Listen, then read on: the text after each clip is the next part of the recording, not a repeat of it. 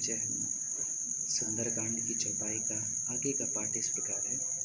सहज बानी सेवक सुखदायक, कबहु कसुरति करत रघुनायक। कबहु नयन मम शीतलताता, हुई है निरख श्याम मृदु गाता। सेवक को सुख देना उनकी स्वाभाविक बान है। वे श्री रघुनाथ जी क्या कभी मेरी याद करते हैं? हे तात, क्या कभी उनके कोमल सांवले अंगों को देखकर मेरे नेत्र शीतल होंगे? ऐसा माता सीता ने कहा। आगे है, बचनु न आव नयन भरे बारी, आहनाथ हौ निपट विशारी। देखी परम बिरहा कुल सीता, बोला कप मृदु वचन विनीता। मुँह से वचन नहीं निकलता, नेत्रों में विरह के आंसुओं का जल भराया। बड़े दुख से वह बोली, हाँ नाथ, आपने मुझे बिल्कुल ही भुला दिया। सीता जी को विरह से परम व्याकुल देखकर हनुमान जी कोमल और विनीत वचन बोले, मातु कुशल प्रभु अनुज समेता, तव दुख दुखी सुकृपा निकेता। जन जननी मानहु जिय ऊना, तुम ते प्रेम राम के दूना। हे माता, सुंदर कृपा के धाम प्रभु भाई लक्ष्मण जी के सहित शरीर से कुशल हैं, परंतु आपके दुख से दुखी हैं। हे माता, मन में गलानी न मानिए, मन छोटा करके दुख न कीजिए। श्री रामचंद्र जी के हृदय में आपसे दूना प्रेम है।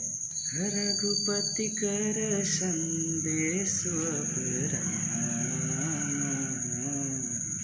सुन जननी धरि धीर सिया रामा। अस कहीं कपि गद गद भयउ रामा, भरे विलोचन नीर सिया रामा। हे माता, अब धीरज धरकर श्री रघुनाथ जी का संदेश सुनिए। ऐसा कहकर हनुमान जी प्रेम से गदगद हो गए और उनके नेत्रों में प्रेमाश्रुओं का जल भर आया। कहूँ राम वियोग तव सीता, मोह कहूँ सकल भये विपरीता। तनौ तरु किसलय मनहु कृशानु, काल निशासम निश शशि भानु। हनुमान जी बोलते हैं, श्री राम जी ने कहा है कि हे सीते, तुम्हारे वियोग में मेरे लिए सभी पदार्थ प्रतिकूल हो गए हैं।